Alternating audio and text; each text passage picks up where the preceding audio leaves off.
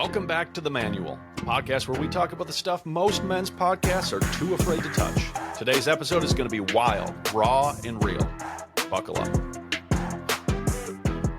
What is up, y'all? Today we're talking about the Four Horsemen of Craving. I stole that name, or the first part of the name, from the Gottman Institute. I don't know if you're familiar. I'm sure you're familiar with Gottman. Everybody Gottman that's ever done any relationship work is. But total legends over at the Gottman Institute. And they coined the phrase the Four Horsemen of relational conflict, or they call it the Four Horsemen of the Apocalypse: criticism, contempt, defensiveness, and stonewalling.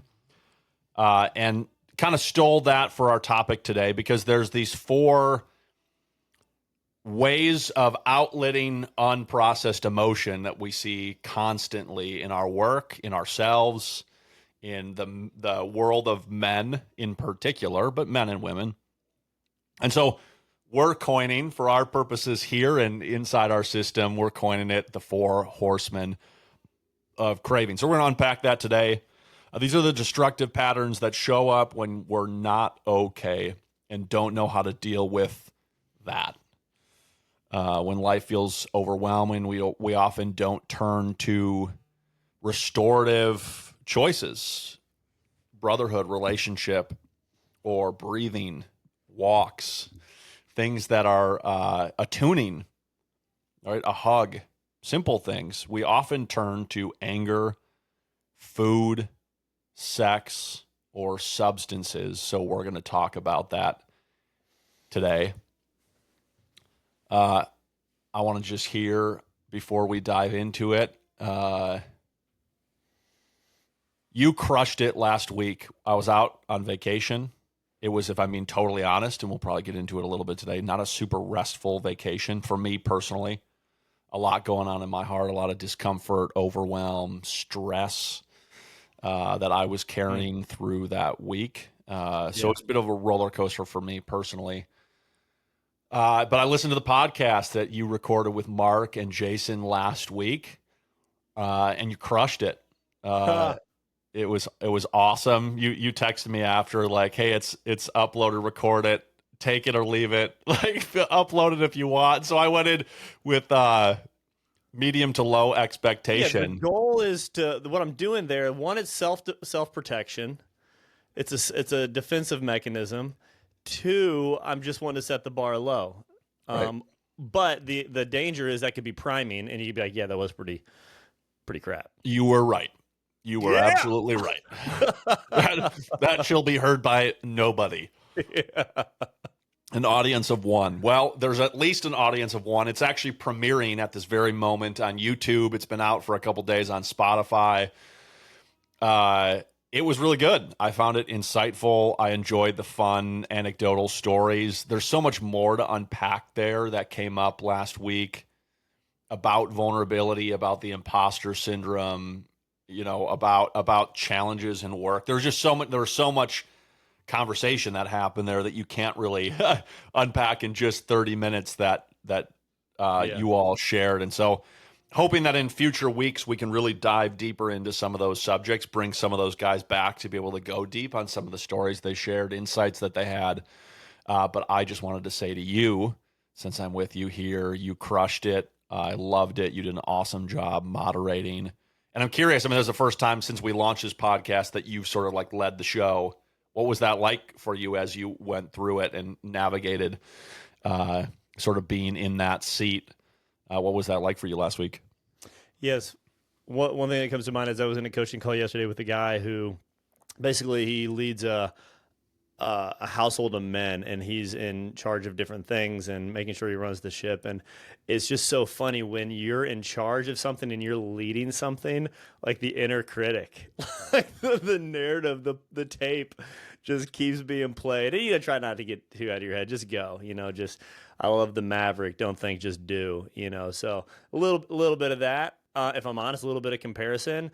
Because there's so many right ways to do things. Teresa did a good job coaching me recently, my wife, around just even coaching and just doing different things. And it's like, there's only one way that Nick Red can do it. There's there's not one right way to do anything. So a little bit of that, a little bit of that, but I had fun. It's the balance of, this is a good lane we're running in if as you're talking about a particular point, but the art of the podcast, you want to move in a direction, you want to follow trails that you weren't planning on them being there, but sometimes there's a really good squeeze there.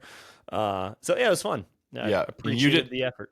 and you just called it out there. I mean, it's not too dissimilar from a coaching an individual or a group where you're trying to get somewhere pre-planned, but you're working with humans, right? And Right. there's stories and topics and conversations that should and need to happen.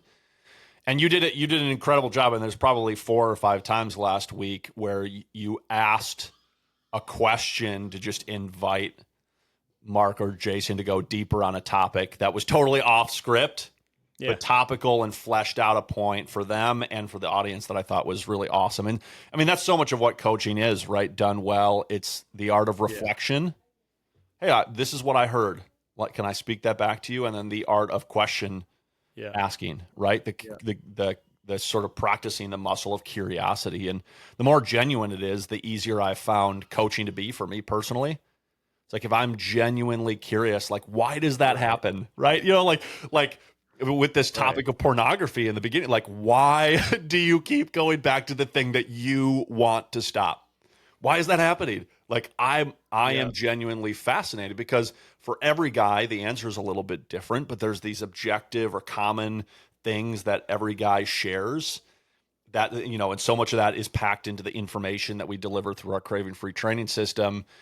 But then there's the subjectivity to it of like, why do you specifically go back to porn as a relief valve, which is a perfect transition point to our topic today, right? We're talking about these 4 sort of artificial, or we go to them because they work in a relatively short and effective way, but usually damaging way, to be able to get relief from the discomfort, from the pain, from the anxiety, the stress, the boredom, the numbness that we carry.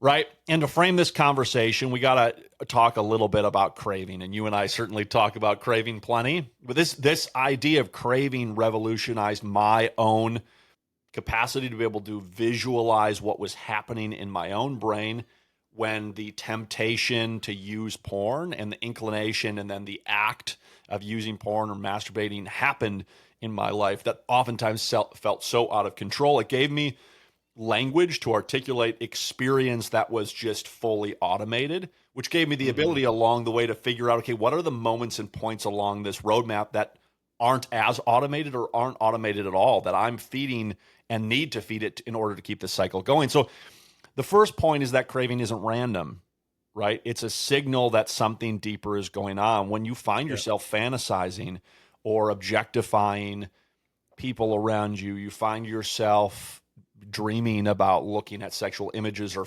in searching behavior, something deeper is going on. And a huge part of awareness building that we do early on in our coaching process is stop the shame and the guilt that happens so much on the front end of that process that we never go back and examine, or when we're in it, that we just sort of like, if we practice any tool at all, is just sort of a fight or flight experience. To be able to actually slow down and to notice like, oh, that's a red flag. Like, that's a signal. Pay attention, right? It's a cue. Right. And the more we see it as a cue, like, oh, here I go again, that's a cue, we can start to become curious rather than judgmental of our own beliefs, thoughts, and eventually behavior, which is massive in the role of rewiring craving. These horsemen attached to craving aren't the real issue. We said that oftentimes in the marketing that we do and inside the process, that porn isn't the problem, right? Porn is the solution to the problem. They're the response to what you guys talked about last week, the unmet needs or the emotional dysregulation. And the body, in a way that's been habituated, and the brain, the circuitry, deep subconscious circuitry of the brain, is trying to soothe or escape but it's choosing short-term relief over long-term relief or restoration, whatever word you want to put there to that. So we want to talk about these four horsemen today, right? And again, just to re-articulate, these are the four most common ways that men find themselves going to something damaging in their life, either to themselves personally or to their community around them, something that isn't serving them, but that they're going to consistently and without fail for relief from the emotional weight or pain or discomfort that they carry. Anything you want to add to that, Nick, before we dive into the first of these four horsemen? Nope. I say let's dive in. Awesome. The first one that we're going to talk about is maybe the most interesting because it relates the least to the word craving, right? I don't often experience the craving to be angry. Right. Actually, recently, if I'm being honest, I have experienced that like desire to be angry at something, like the need or the desire to outlet frustration and anger that I'm carrying inside, that there's deeper emotions. And anger, as I'm sure our audience is aware of, or by and large aware of, is generally thought of as a surface level emotion. Well, or a covering emotion. What does that mean? Right. Is that if we get beneath it, there are other deeper, more true emotions occurring, second level or third level emotions, and anger acts as sort of an intense blanket over it. But the interesting thing about anger, from my perspective, is that it's this intense forward propulsion attempting to drive us out, right? It's driven either maybe at ourselves, oftentimes at another, those closest to us, at somebody who's the object of our frustration, right? Or anyone, somebody who cuts us off at traffic. We just like go from 0 to 10 like that. Usually someone who goes to 0 to 10 isn't that traffic has become a trigger for them. It's that they're living under constant stress and discomfort, and the opportunity to release some of that is instantaneous, right? And intense, right? And so this idea of anger being one of the four horsemen of craving is really important, because I think many men live with intense, frustrating levels of anger they're not sure what to do with. And the amazing thing that we talk about all the time, Nick, and I'd love to hear you expand on this, is oftentimes the muscles that we practice for something like getting free from the craving to porn isn't specific, in that when I do the work to deal with the craving to porn, I start to develop more capacity to be able to work with my anger. Right? Which is awesome, because I don't want to play whack-a-mole with craving or these other ways to outlet emotion. I want to learn how to handle and process emotions effectively. Right? Yep. I want to learn how to emotionally regulate. I want to learn how to become attuned and in command of my being at all times as the goal, so that I can ultimately be a self-gift to the people around me, because I'm in command of that. So, I'd love to hear you expand on this idea of anger as one of the four horsemen. Yeah, I like starting with anger here out of the four, because you said that craving isn't random. It's a signal. It's kind of like pain, even just like physical pain isn't random. It's a signal. And often in Western medicine, we have pain relievers that all that does is either it's you got the dashboard light that says check engine. The Western approach, the typical approach, is to snip the wire or to ignore it without, so with anger, similar to craving, it's not random. It is trying to tell us something if we willingly allow it, and we'll go there. Mm-hmm. And oftentimes, so anger, right? Anger can be good. Anger, if it's properly ordered, as a response to an injustice, it's good, but it's rare. It's rare for me that's actually when I feel anger. Oftentimes, if I'm honest, maybe due to my own temperament and my default to avoid conflict, I don't have anger, and how anger has been modeled for me in my life. Love my dad, no dishonor here, but sort of a rageaholic because he's got his own pain in his own life. So for my brother and my dad, their anger came out similarly. For me, my anger would often come out in passive aggression, but still it's there. And often, I remember the first time I heard Bob Schuchts in his book Be Transformed, he talks about the 7 deadly wounds and the 7 deadly sins, and maybe the fruit of the 7 deadly sins is maybe what. So one of them is anger, right? And the idol. Here's what it was: the idol attached to anger is control. Is this desire to control everything, and so when things can be out of control, I feel out of control. I can use anger to kind of medicate that feeling that I don't like to feel, and oftentimes this runs deep in our story. Anger can be a light. It certainly covers a victim mentality.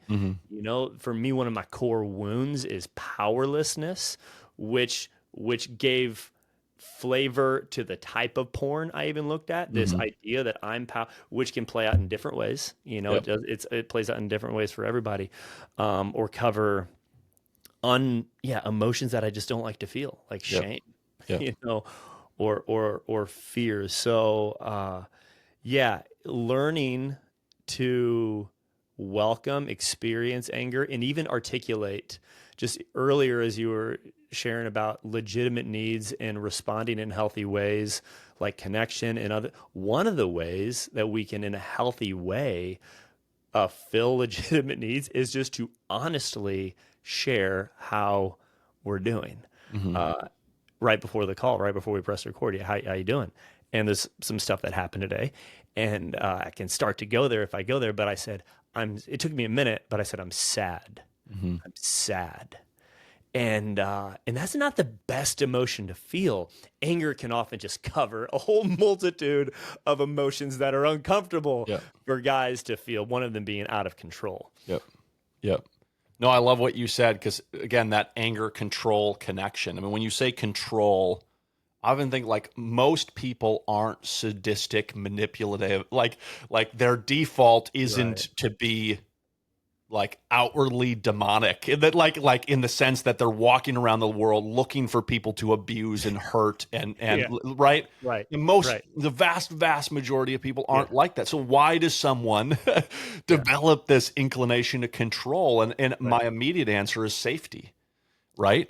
That our brain, the human parts of our brain that God built on top of the lower parts of our brain, the lower parts are all moderated and designed to keep us alive, to keep us safe, right?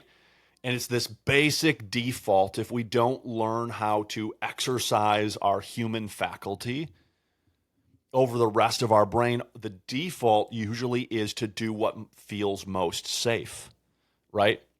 You and I were talking about a client in our process right now that is just pushing everybody out. Right, just pushing everybody away. We should bring him on the podcast. Yeah, that's right. I like this, and I mean, I do this.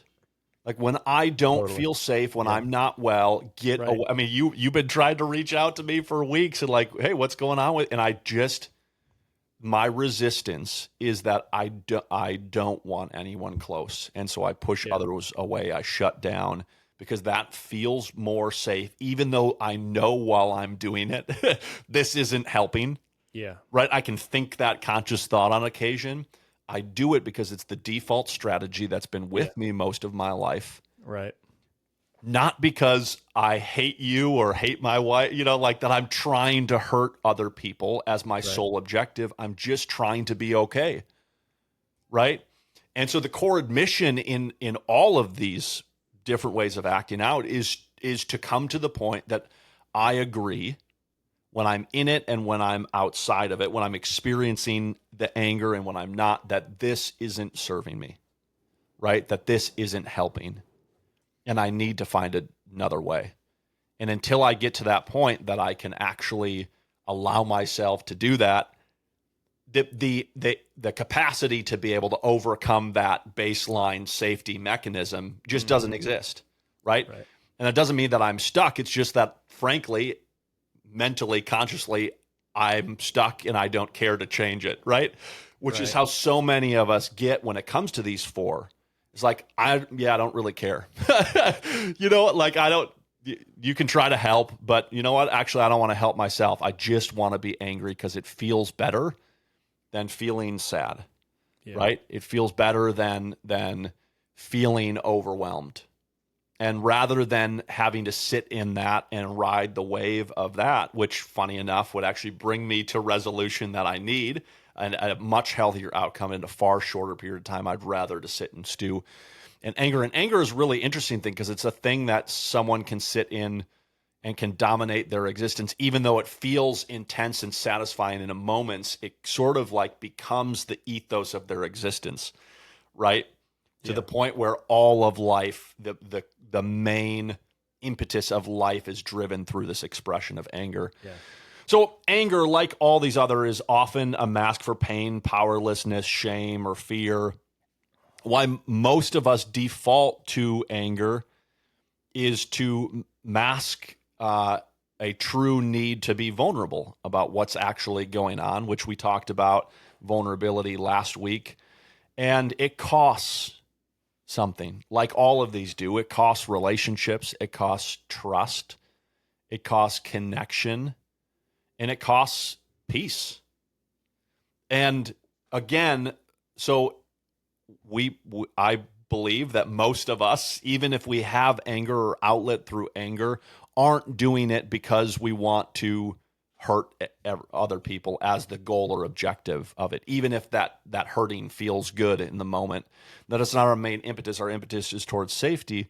Well, the admission that you have to come to at a sufficiently deep level on an experiential level and intellectual level is that this isn't making me safe, right? That this isn't helping me.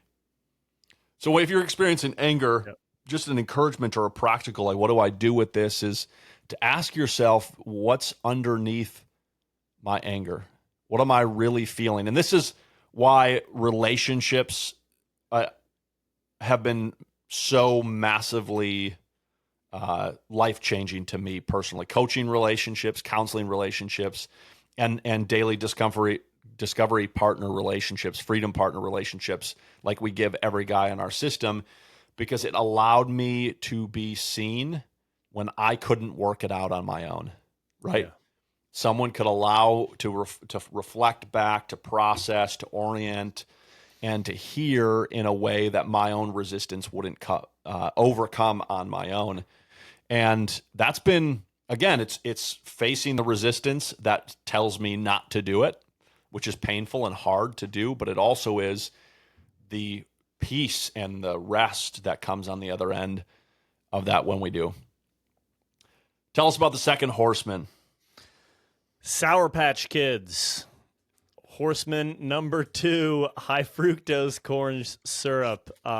It is what you want to call emotional eating. It's using food as a comfort, as escape, or really control when life feels chaotic. I think even Aquinas talks about lust and gluttony being very tied together.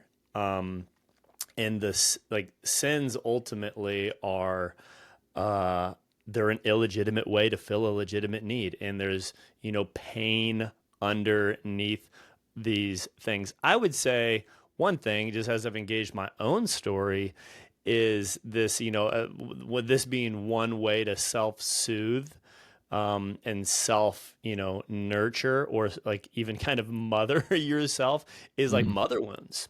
Like that's, the maternal side of, the heart of God coming through our earthly mothers and through woman.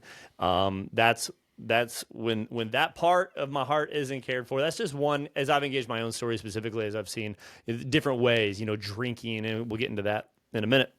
But yeah, food, when we're not doing well and life ebbs and flows, and we're riding waves of consolation, and then we're in the valley of the shadow of death, whether it's practically we're just didn't get much sleep, or emotionally we're just walking through some painful stuff. Yep. Food, sugar, simple carbs, crappy fat. What does it do? The dopaminergic systems start firing, and it feels good. It gets me high.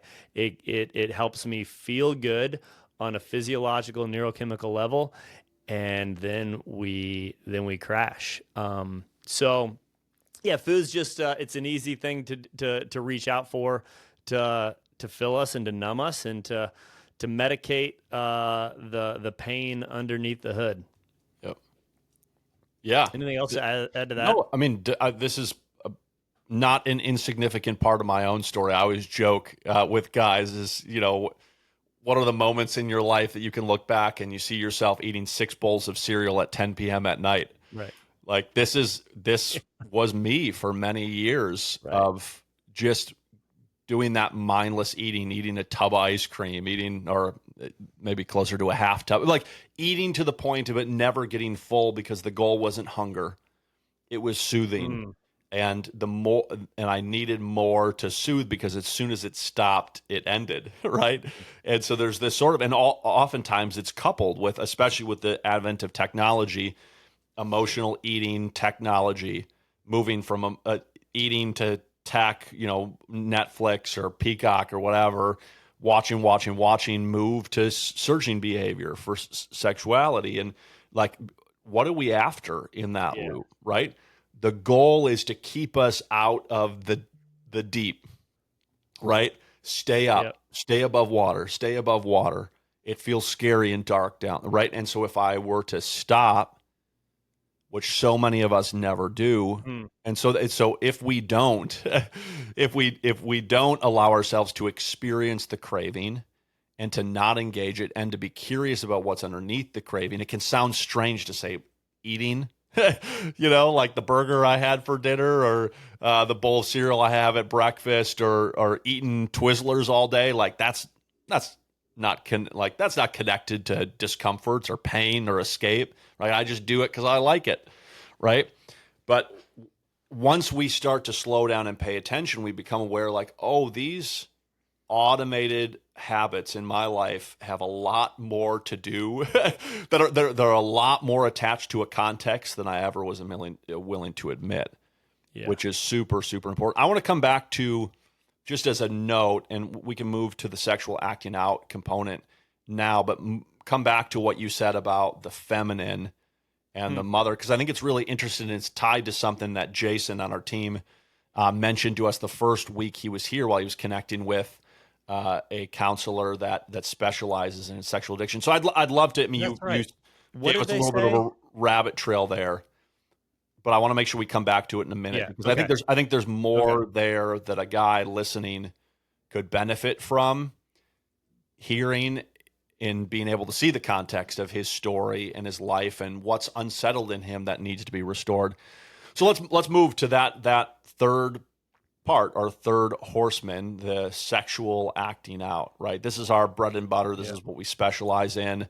But really, guys that come into our process have oftentimes some combination of the 4 of these. That's why really part of the reason we have the exercise and the nutrition as a part of our whole process, not only because it's a body, mind, spirit approach, but also because you don't want to be playing whack-a-mole with craving, right? You want to be able to become mindful and curious about all of my life, right? What are the other ways that I escape or that I cope?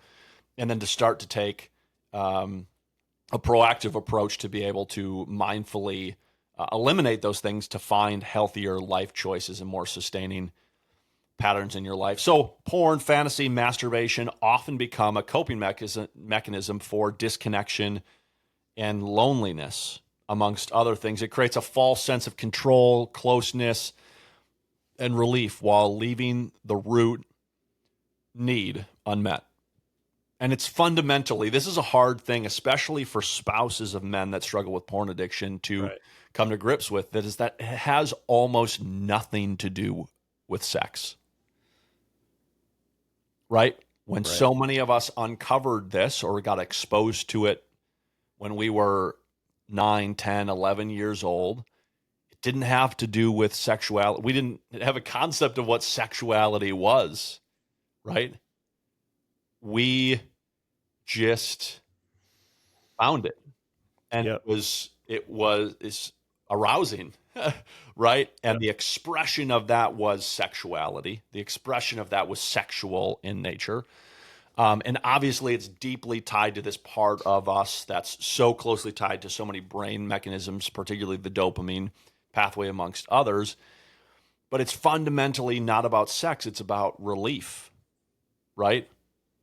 It's Right. about me getting out of the hole that I feel like I'm in, whatever that is, right? And that's where it gets, there's the sort of the objective or the parts that are related to all of us. And then there's the context for me specifically, right? I am and was and still carry with me the stressed child Hmm. in me. When I feel stressed, I usually don't feel it. I numb it very, very quickly. And then I wonder, so many times in the past, I wondered how I got to the point where I was viewing porn almost unconsciously. And that Yeah. when that inclination to use came, it was almost an on ramp I couldn't avoid. Very short. I was on the highway even before I noticed there was a turnoff for the highway, right? Like, oh my Yep. gosh, how did I get here? Right? That's what I habituated over 23 years to do with this pain and discomfort, and particularly in my story, the stress that I carried. Yeah. Oh, that's so good. Yeah. Yeah, it's not about sex, I think is a key point. It's our brains have learned that this thing works to change my state. I Yeah.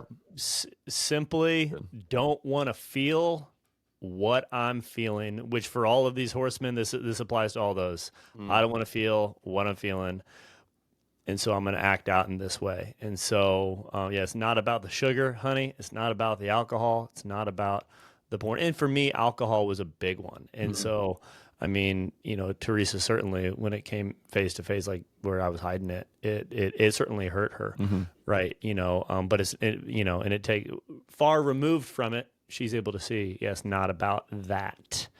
Um, yeah, and so yeah, how do we become willing to experience the emotions that are underneath it, even anger?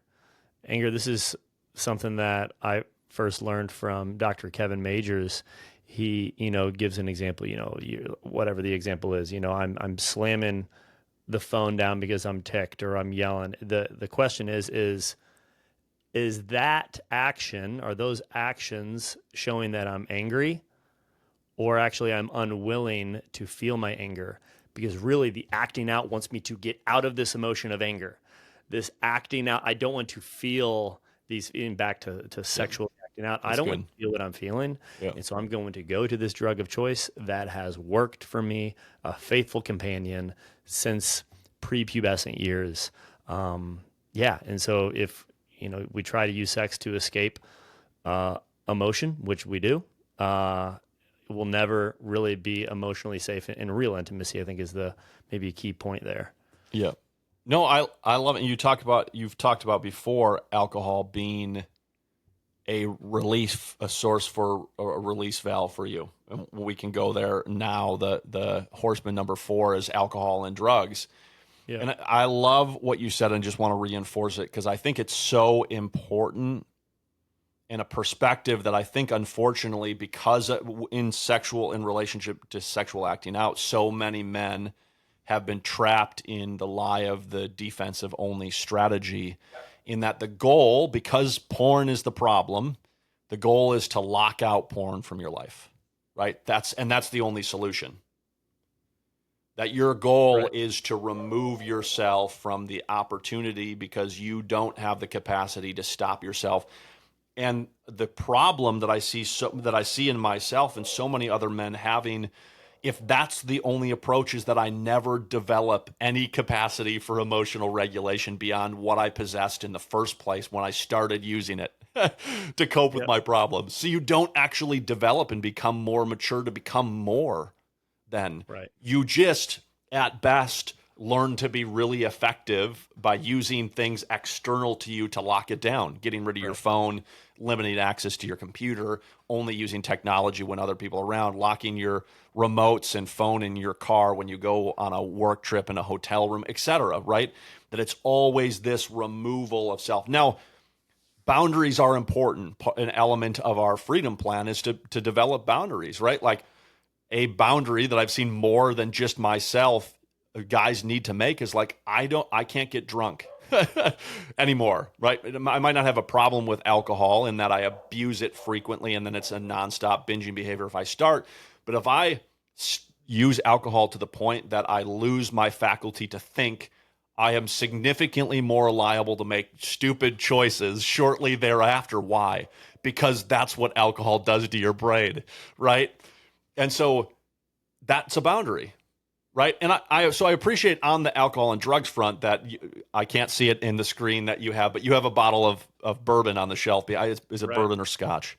It's bourbon, baby. I can't wait for the New Jerusalem to have me some sweet Kentucky bourbon. Yeah, there you go. So you have this bottle behind you, and I think it's a beautiful example of what we believe is true, which is that, yes, you need boundaries, right? You need to be fully honest and transparent with your wife. You need accountability to not go back there, all that, right? But the goal is not to ever let a drop of alcohol into your house or else, right? As the sole objective to your sobriety, to remove yourself from any occasion where alcohol is present. And I've seen so many people live their life in relation, and then they fall on their face, right? Well, what I notice is the reason they fell on their face is because they were never forced in the presence of the thing, the opportunity for it, to learn how to develop emotional regulation, to learn how to develop a deep understanding for why that thing has become the solution to their problems, and then how to choose healthy life choices instead of that thing, even in that thing's presence. Totally. Right? Totally. Yeah. And just to, speak into a little, I mean, I believe, certainly there are seasons when it's like, hey, I just need to have this not be an option. So one decision that makes 1,000 decisions. No Oreos in the house. Like, it's just not helpful right now. Like, get them out, whatever it is, double stuff, mega stuff, keep them out, because my will is pretty weak right now, whatever it is, I just get stuff out of the house, block, right? So, but I will say this, if, as you're saying, if we just over-index on that and try to believe that that is going to bring the freedom, we're not ever going to get there. Those blocks, whatever those are, boundaries, to use that word, that are just, I literally can't get over this boundary. I don't have an ability. They're helpful to the degree that they, let's say, force or allow me to live in this moment with what I'm feeling. For me, like the prime example, and I'm not going to go into the whole story, but for me, my stuff came up when I went to walk the Camino with Teresa 8 years ago. And I started hiding. I started drinking, and she didn't know it. People didn't know it around me, and I got caught. And and so ultimately, all that to say, I couldn't run. In past relationships, I'd run. I'd get out of it. I would have broken up with her and left. I was in another country for another 2 weeks, and I was forced to confront my stuff. I went to confession that night in Spanish. I was like, hice malas cosas. I was like, masturbación, alcohol. It was hilarious. But the point is, they're helpful to the degree, and this is a little bit off of what we're talking about here, but the boundaries, I believe, are helpful. Will, again, just to reiterate what I just said, to the degree that I'm challenged or forced to feel what I'm feeling in the moment. Yep. No, that's so good. And getting in touch with what I need when I need it is really, really important. And I resonate with what you're saying. There's some seasons where I got to delete Instagram off my phone. Right.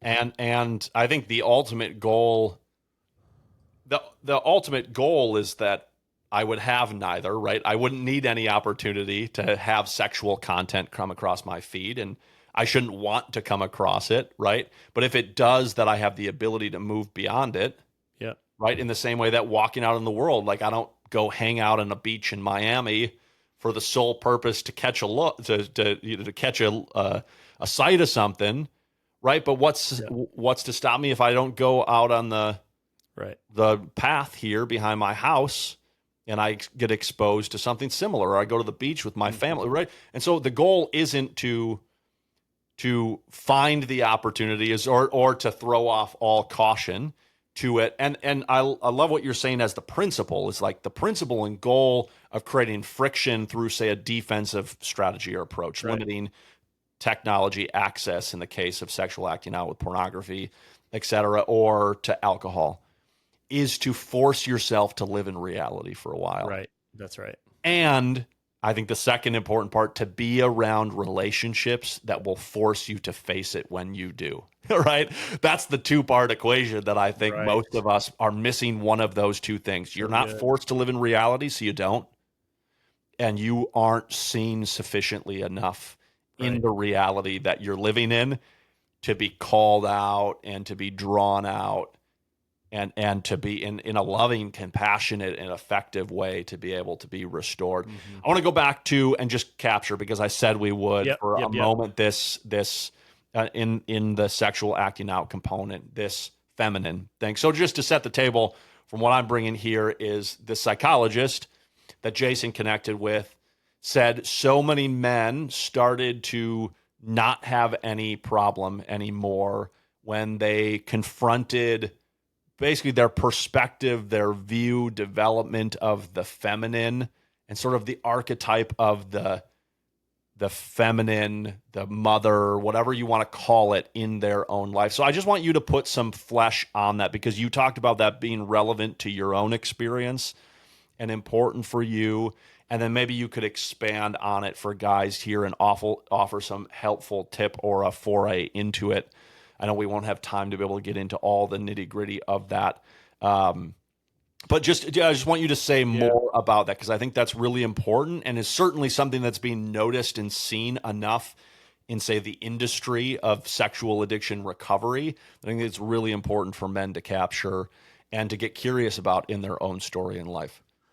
I'll try my best. Yeah, because we do have a session on this in phase 2 of our system about the mother wound. And in Christian circles, we don't talk about that a lot. We talk about the father wound. We talk about God as father, which is right, which is true, but we don't talk about the mother wound much. And what's interesting about God, I mean, I got this, and it's it's worded a little funny. He says, in most cases, it stemmed from a desire for a deep felt sense of authentic connection. Here's what he says: with the divine feminine, ultimately with feminine. Femininity and masculinity are like spiritual, right there. Okay. God is masculine and feminine. And we'll get into that in just a second. There's a whole podcast here. I don't want to open up too much of a can here, but often something they never got in their earliest, most vulnerable, formative years. And so God, pure spirit, is both masculine and feminine. God's fully revealed in Jesus, but it's interesting the role that Mary plays as well in imaging and this is like husband and wife too, how they model and bring the full representation of the Godhead into the home and to form children. So I first learned the word El Shaddai. I learned this from Dr. Bob. It's one word for God, one of the words for God, and it means large mountain or big-breasted one, which is interesting. Isaiah 66 talks about we will, suck abundantly at his consoling breasts, which, like, again, we could go on a whole bunch of rabbit holes here. Like, why it's actually important, and not everyone can, for kids to be breastfed. Like, there's something about that. There's something about that golden hour after birth that's really important. So it's really interesting. As I started to engage in my story, I started asking my mom some questions about, hey, did you breastfeed me? Or, like, not to get too weird, but these early childhood experiences of the mother for the first couple of years of life, like, I've experienced this as a father. Like, I'm like, I really don't matter too much for the kids. Certainly survival. I think the first year of life, the nervous system of the baby is basically the same still as the nervous system of Right, the it's a mirror. mother. It's a mirror image. Yeah. It's crazy. Yeah. And and they feel the separation. And so it's interesting if you engage your story, like the different, especially the early years, and what happens certainly on a spiritual level, but physiological. Was your mother nurturing? Was she, playing that kind of maternal role in the family? And circumstances happen where, for some reason, sometimes that just can't happen in someone's life, whether you're raised by a single dad or divorce or whatever happens. But that part of your heart, that only the can fill, if that's unfilled, oftentimes we need it. It's a non-negotiable need, that soothing, that maternal care, and we go to things that we self-soothe. And so in various women can even play that role for us in our lives, even as adults. So I don't want to get too weird with that, but I don't know if you have anything else to add. Get weird, baby. Get Weird. Let's get weirder. We haven't even started getting weird yet. I know. No, it's uncomfortable to talk about because it feels very vulnerable to one extent. It's not, we don't see it talked about in many circles, so it feels a little out of bounds maybe, or like, Sure. are we barking up the right tree here? Right. But also I think it feels uncomfortable because there's an element of it that's deeply true and unseen in most of us. And you use the word comfort, and as you're describing this, I'm thinking about the role that these four things play so often in acting as an adult pacifier, right? To make me okay. And what is a pacifier? It's a plastic version of the real thing, right? Designed to keep me okay when I'm apart from her, that makes me feel safe and comfortable. That's really what a pacifier actually is, really, right? Good. Yeah. And I think that's important. That's so it's an important perspective to hang on to, because the real thing matters. And the real thing is the thing that you've been after for so long. And if you didn't have it, part of you, at least, if not all of you, has been attempting to find it since then, right? And this gets into attachment and attachment styles and the development of attunement. And again, this idea of emotional regulation and how do we develop that?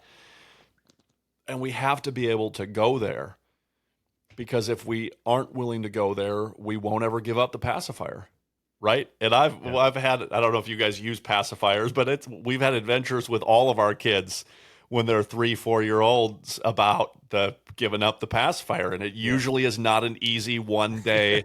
I'm good. I just decided I'm free. Right. It is a year long for us. It's been like a 6 to 12 month process. Right. We're like trying to help them wean off and not need it in moments when they're tired, emotionally dysregulated. Like it very interestingly mirrors the same thing as adults, that we find ourselves automatically going and throwing temper tantrums about not being able to have, and searching behavior to try to find again, even if we blocked it.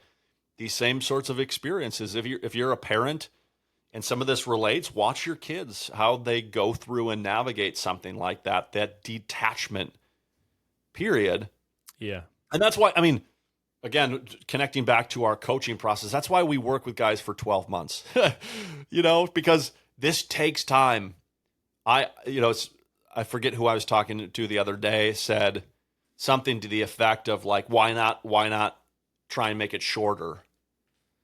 And the simple answer is like, I'm a little wary of something that says I can get this outcome in 20 weeks, because it took me 23 years to get here where I am. And I haven't seen it happen. I was talking to Teresa about that the other day, about this, like, how can we do it faster? Piaget, Jean Piaget, French educational philosopher, talks about every time he came to the United States, he would teach about early childhood formation, going through the process of growth and attachment and all this stuff. And he coined this term the American question, because what happened was the Americans would always ask, how can I make my child progress through these stages faster? He's like, Faster. you you don't. You don't. That's Yeah. not the goal, and you shouldn't.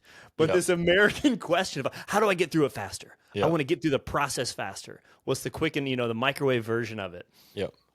No, it's so good. Yeah. No, really, really good. And so that I think I mean, it's part of the challenge is, when we talk about oftentimes the value equation, like effort and sacrifice and time delay, how Yeah. quickly can I get to the thing? The most valuable thing is the thing that gets me there in the least amount of time with the least amount of effort and sacrifice, right? And in this work, the answer is that it's limited how low of a bar you can set to the effort and sacrifice and the time delay to get there. The benefit is that you can get there. Yep. Right? You can give up your pacifier and you can be free. Yep. And so just a couple of points to close here to offer some encouragement is that if one of these or maybe all of them or a few of them relate to you, what do you do about it? Right? What do you do about it? The first is to get curious about the pattern. Awareness is the first step, right? We reference the IPF idea of becoming self-gift, is so many people spend their time trying to help others get formed by focusing on self-discipline, right? Doing the stuff, right? And unfortunately, I think what oftentimes gets missed is the development of radical self-awareness. What I found in my own story and with other guys that we worked with, when these four things are active in their life in particular, they never look back and reflect on them, right? They know, well, maybe I fell, I acted out last Thursday. Well, tell me about that. There's no recollection. They looked away because of the guilt and the shame instantly as soon as it occurred and never looked back. And yes, we don't want to spend our lives in the past, but getting curious about it as it's occurring and after it occurs is massive on unlocking the keys, the solutions necessary to unwiring and rewiring those parts of the brain so that we can actually be free without craving anymore being active in our life. Yeah. Good. Announcements? Updates? We have a few things coming up. We got a few groups launching this month, freedom groups. We're launching 3 this month. Yeah. We got a wait list that's already open for the next one. Yep. So if this has resonated with you, this is what we do. Help you get free from craving in your life. Anger, porn, substances. We didn't talk about the fifth one, but technology. I'm sure we could slide it under one of those four somehow, some way. All of these things that we've discussed here today are stunting growth and development and stunting you from becoming the man that you want, because life requires pain, right? Growth requires challenge. And I haven't met a man before who wasn't completely stuck and sidelined in his life that didn't want to grow. Yep. Right. But most of us aren't willing to increase our threshold for pain and discomfort in our life without support to do it. So that's what we offer in Freedom Group. So if that's stirring in you, encouragement to reach out. We'd love to hop on a discovery call. No pressure. You're not signing up for anything else other than that conversation by joining. And then we'd love to tell you more about what it looks like to journey with us through a freedom group. Our Kingmakers communities for guys who have really done some of that deep work in their life. And they're like, now what? I want to start laying the foundation work for my life's purpose, right? I want to build something significant. I will believe that vision of my life that God has conferred on me a kingdom. So I want to do the deep work of developing the boundaries of that kingdom in my life and then do spend all of my energy, all of my life by being a gift to those that I'm responsible for, that are in that kingdom, right? And to do that deep work of purpose with some intentionality in your life. So that looks like an onboarding phase where you build your life plan from the 30,000 foot view down to the boots on the ground. So what does that mean when you wake up tomorrow? And then it's in community together, being able to bounce ideas, challenges, what friction points that you're having off of one another as you begin to live that plan with some intentionality. So building rhythm, structure, and purpose in your life. And then we have some group experiences coming out. We'll sort of tell you about those when it comes. There's some awesome partnerships that are in the works, developing with different institutions, Christian institutions that we're super excited to share more about in the coming weeks.